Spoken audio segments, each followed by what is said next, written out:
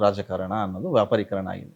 So ಅದು ಎಲ್ಲಿವರೆಗೂ ಇರುತ್ತೋ ಅಲ್ಲಿವರೆಗೂ ಈ ಜಗತ್ತು, ಈ ದೇಶ ಹೀಗಿದೆ, ಅಲ್ವಾ? ಅಷ್ಟೇ ಮುಂದುವರಿಯಕ್ಕೆ ಸಾಧ್ಯ ಇಲ್ಲ. ಅಷ್ಟೇ ಹೇಳಿದ್ದು. ಅದನ್ನ ಬದಲಾಯಿಸಬೇಕಾದ್ದು ನಾವೇ. ನಮ್ದು ಕರ್ತವ್ಯ ಇದೆ. ನನಗೆ ಅರ್ಥ ಆಗ್ಬಿಟ್ಟಿದೆ ಹ್ಮ್. ಅನ್ಬಿಟ್ಟು ಬೇರೆಯವ್ರನ್ನ ಬೈಕೊಂಡ್ ಕೂತ್ಕೊಳ್ಳಕ್ಕೂ ಆಗಲ್ಲ.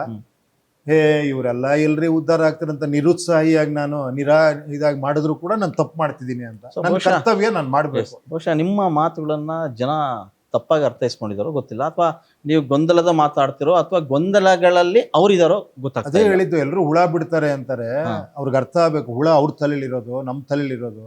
ನಾವು ಹುಳ ತೆಗಿಯೋ ಪ್ರಯತ್ನ ಮಾಡ್ತಿದೀವಿ ಅಷ್ಟೇ. ಇಲ್ಲಿ ರಾಜಕಾರಣಿ ಕಲಿಸ್ಕೊಟ್ಟಂತ ಪಾಠ ಮತದಾರರು ಅದೇ ಹಾದಿಯಲ್ಲಿ ಇದ್ದಾರೆ.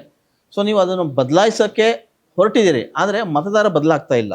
ಮತ್ತೆ ಬದಲಾವಣೆ ಯಾಕೆ ನನ್ನ ಕೇಳ್ತೀರಾ ನೀವು? ಹಾಗಾದ್ಮೇಲೆ ಪ್ರಜಾಕೀಯ ಮಾಡಿದ ಉದ್ದೇಶ ಏನು? ಇಲ್ಲ, ಇದನ್ನ ತಿಳಿಸೋದಕ್ಕಷ್ಟೇ. ಹಂಗೆ ಅನ್ಕೊಳ್ಳಿ. ನೀವು ಬದಲಾವಣೆ ಬೇಕು ಅಂತಿದ್ರಲ್ಲ, ನಾನು ಆ ಬದಲಾವಣೆ ನಿಮ್ಮ ಹತ್ರ ಬಯಸ್ತಾ ಇದ್ದೀನಿ, ನೀವು ನನ್ನ ಹತ್ರ ಬಯಸ್ತಾ ಇದ್ದೀರಲ್ವಾ? ಕರೆಕ್ಟ್ ಅಲ್ವಾ? ಹೌದು. ನಾನು ನಿಮ್ಮ ಹತ್ರ ಇದನ್ನ ಬಯಸ್ತಾ ಇದ್ದೀನಿ, ಈ ಬದಲಾವಣೆ ನಿಮ್ಮಲ್ಲಾಗ್ಲಪ್ಪ. ನಿಮಗೆ ಕರೆಕ್ಟ್ ಅನ್ಸರೆ 4 ಜನಕ್ಕೆ ಹೇಳಿ, ಒಂದು ವಿಡಿಯೋ ಮಾಡಿ, ದೊಡ್ಡ ಕಷ್ಟ ಅಲ್ಲ ಅದು. ಒಂದು ರೀಲ್ಸ್ ಮಾಡಿ, ಆ ರೀಲ್ಸ್ ಒಂದು 50 ಜನಕ್ಕೆ ಹೋಯ್ತು ಅನ್ಕೊಳ್ಳಿ, 50 ಜನ ರೀಲ್ಸ್ ಮಾಡೋರು ಅನ್ಕೊಳ್ಳಿ, ಅದು 1000 ಜನಕ್ಕೆ ಹೋಗುತ್ತೆ. ಈ ವಿಚಾರನ ಹೇಳಿ ವ್ಯಾಪಾರೀಕರಣ ಆಗಿ ಬಿಡಬೇಡಿ. ನಿಮ್ಮ ಹಣ ಇರೋದಲ್ಲಿ, ನಿಮ್ಮ ದೇಶ ಇದು, ನಿಮ್ಮ ಭವಿಷ್ಯ. ಕರೆಕ್ಟೋ ಅಲ್ವೋ?